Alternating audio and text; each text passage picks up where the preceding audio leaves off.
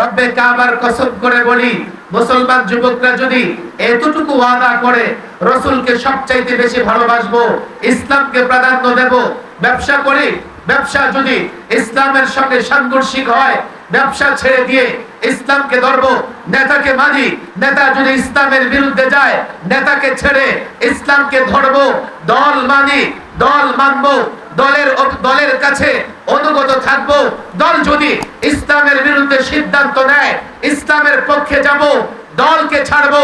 আজকে এই বাংলাদেশ নয়, এই উপমহাদেশ নয়, বিশ্বের মুসলমানরা যদি এই সিদ্ধান্ত নেয় আল্লাহর রাসূলকে সবচেয়ে মহব্বত করব, ইসলামকে প্রাধান্য দেব, রব্বে কাবার কসম, আমেরিকা থেকে চীন পর্যন্ত, দিল্লি থেকে তেল আবিব পর্যন্ত গোটা কাফের তোমাদের কাছে মাথা নত করতে বাধ্য। 1.5 কোটি ইহুদি, অভিশপ্ত ইহুদি মসজিদ আকসাকে নাপাক করতেছে, 180 কোটি মুসলমান তার জবাব দিতে পারছে না। কারণ একটাই, এই মুসলমান মসজিদ থেকে ঘরকে ভালোবাসে, ইসলাম থেকে দলকে ভালোবাসে, রাসূলুল্লাহ থেকে নেতাকে বেশি ভালোবাসে। রব্বে কাবার কসম, ঘর থেকে মসজিদকে বেশি ভালোবাসো, দল থেকে ইসলামকে বেশি ভালোবাসো, নেতা থেকে রাসূলকে বেশি ভালোবাসো। আবারও গোটা পৃথিবীতে তোমাদের চোখে চোখ রেখে কথা বলবে এমন কোন কাফের শক্তি তৈরি হবে না। ছাত্র ভাইরা, যুবক ভাইরা, আমি যা দেখতে পাচ্ছি আমার মনে হয় মাহফিল দীর্ঘক্ষণ চালানো যাবে না। এরপরেও 20 মিনিট বা আধা ঘন্টা মাহফিল চলবে ইনশাআল্লাহ। আমার কথা কি সবার কানে যাচ্ছে? আমার কথা কি শোনা যাচ্ছে? সবাই কথা শুনতে পারতেছে? মাইকের সাউন্ড কি ঠিকঠাক মতো পৌঁছতেছে? বৃষ্টি মানে যেন তেন বৃষ্টি নয়, প্রচন্ড রকমের বৃষ্টি। কথা ঠিক না? ঠিক।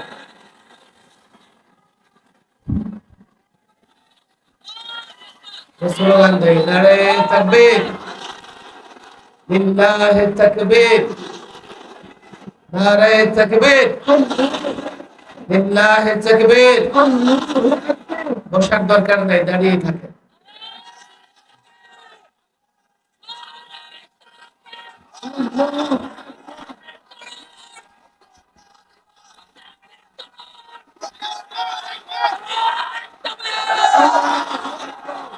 আমি যখন আজকে ঢাকা থেকে রওনা হই আমি মনে মনে ভাবছিলাম আজকে লম্বা বয়ান করব, কেন আজকে আর অন্য কোনো প্রোগ্রাম নাই।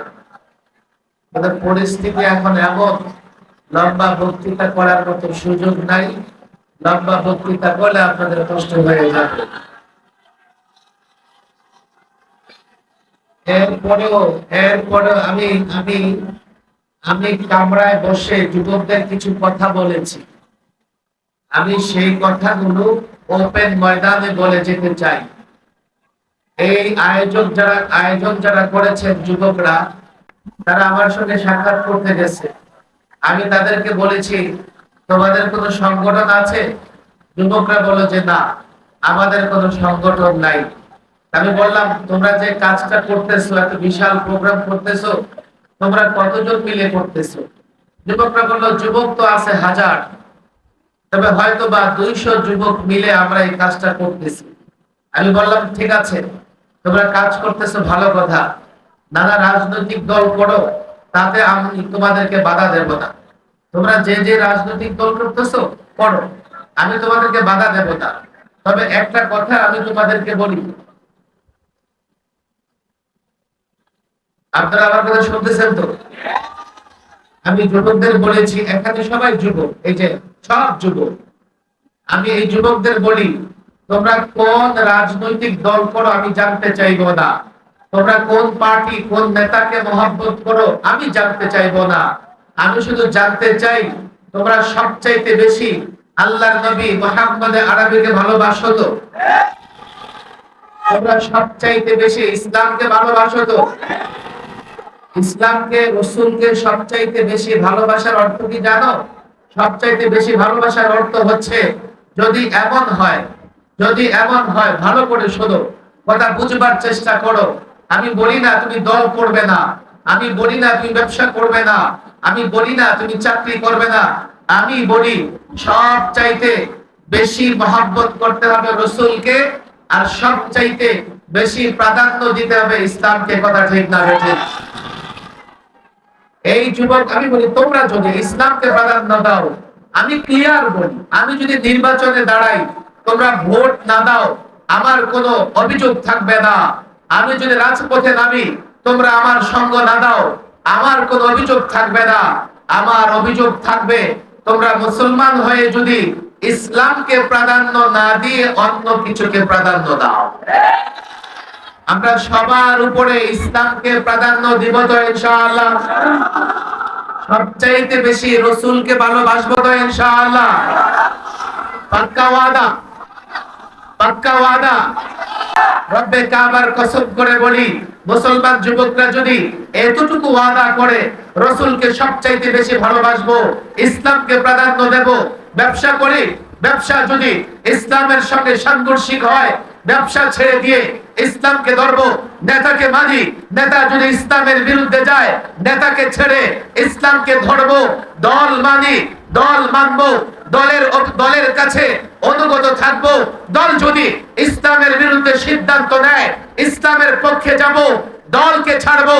আজকে এই বাংলাদেশ নয়, এই উপমহাদেশ নয়, বিশ্বের মুসলমানরা যদি এই সিদ্ধান্ত নেয় আল্লাহর রাসূলকে সবচেয়ে মহব্বত করব, ইসলামকে প্রাধান্য দেব, রব্বে কাবার কসম, আমেরিকা থেকে চীন পর্যন্ত, দিল্লি থেকে তেল আবিব পর্যন্ত গোটা কাফের তোমাদের কাছে মাথা নত করতে বাধ্য হবে।